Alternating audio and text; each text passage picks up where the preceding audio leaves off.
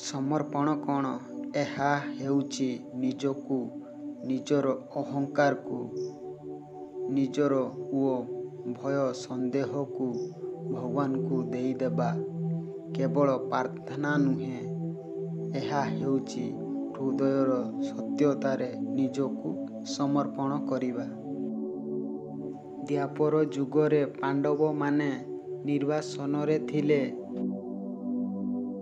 ଜଙ୍ଗଲରେ ସେମାନଙ୍କୁ ବହୁତ କଷ୍ଟ ହେଉଥିଲା। ଏକ ଦିନ ବହୁତ ସଂଖ୍ୟକ ଋଷିମୁନି ଆସିଲେ।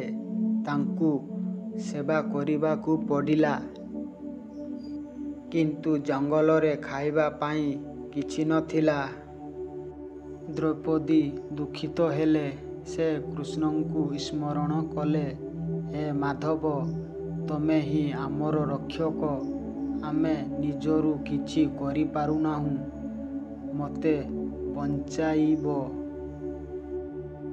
ସେତେବେଳେ କୃଷ୍ଣ ଅଚାନକ ପାଣ୍ଡବଙ୍କ ଆଶ୍ରମକୁ ଆସିଲେ।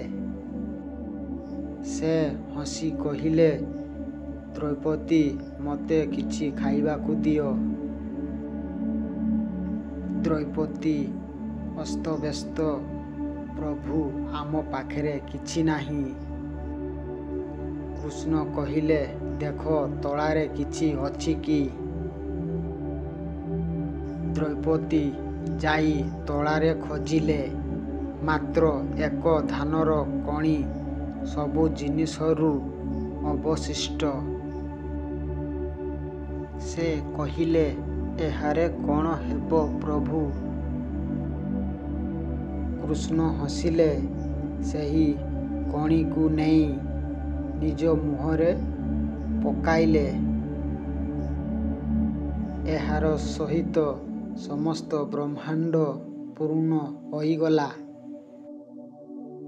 ସମସ୍ତ ଋଷିମୁନି, ଦେବତା, ପ୍ରାଣୀ ସବୁଜଣଙ୍କ ଭୋକ ସରିଗଲା। ସମସ୍ତେ କୃଷ୍ଣଙ୍କୁ ପ୍ରଣାମ କଲେ।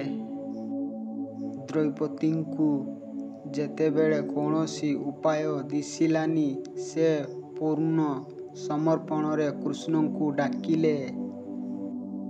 ଏବଂ କୃଷ୍ଣ ମାତ୍ର ଏକ ଧାନକଣିକୁ ସମଗ୍ର ବ୍ରହ୍ମାଣ୍ଡର ଭୋଜନରେ ପରିଣତ କଲେ। ଆମର ଜୀବନରେ ମଧ୍ୟ ସେହିଭଳି ସମୟ ଆସେ, ଯେତେବେଳେ ପଥ ବନ୍ଦ, ସହାୟତା ନାହିଁ, ସାଧନା ଶେଷ। ସେତେବେଳେ ଆମେ ଭାବୁ, ମୁଁ ପାରିବିନି। କିନ୍ତୁ ସେହି ସମୟରେ ଯଦି ହୃଦୟରେ ସତ୍ୟତାରେ କହିଦେବା, ହେ ପ୍ରଭୁ, ଏବେ ସବୁ ତୋର, ମୁଁ କିଛି ନୁହେଁ, ସେତେବେଳେ ଭଗବାନ ଆଗକୁ ଆସନ୍ତି। ସେ ଆମର ଛୋଟ ପ୍ରୟାସକୁ ଅନନ୍ତ ଫଳରେ ପରିଣତ କରନ୍ତି।